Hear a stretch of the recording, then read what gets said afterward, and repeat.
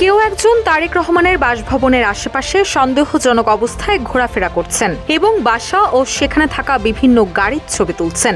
এমনকি তার গতিবিধিও সন্দেহজনক। হঠাৎই এমন দৃশ্য চোখে পড়ে চেয়ারপারসন সিকিউরিটি ফোর্স সিএসএফ এর নজরে। নিরাপত্তা পর্যবেক্ষণের মধ্যে থাকা বিএনপির ভারপ্রাপ্ত চেয়ারম্যান তারেক রহমানের গুলশান এলাকার বাসভবনের সামনে সন্দেহজনক উপস্থিতির অভিযোগে দুই ব্যক্তিকে আটক করেছে পুলিশ ও চেয়ারপারসন সিকিউরিটি ফোর্স সিএসএফ। 4 জানুয়ারি পৃথক সময়ে গুলশান 2-এর 196 নম্বর বাসভবন এলাকা থেকে তাদের আটক করা হয়। সন্দেহজনক আটককৃত ওই দুই ব্যক্তির এবার পরিচয় মিলেছে।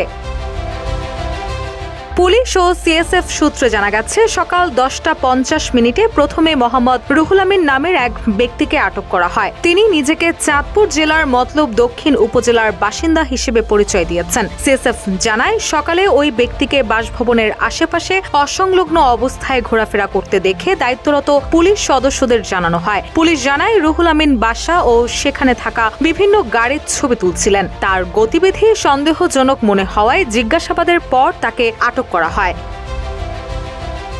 এর কিছুক্ষণ পর বেলা 11:15 একই বাসভবনের সামনে থেকে মোহাম্মদ ওমর ফারুক নামে আরও এক ব্যক্তিকে আটক করা হয়। তাৎক্ষণিকভাবে তার বিস্তারিত পরিচয় নিশ্চিত হওয়া না গেলেও পুলিশ জানিয়েছে, তল্লাশিকালে তার কাছ থেকে গাঁজা উদ্ধার করা হয়েছে।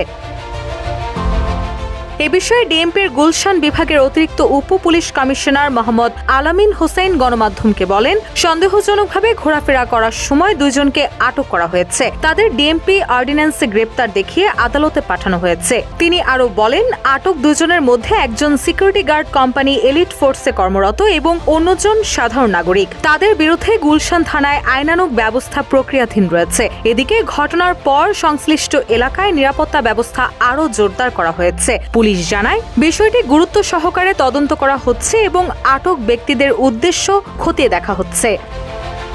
রুশা সুর, নিউজ ডেস্ক, ইত্তেফাক।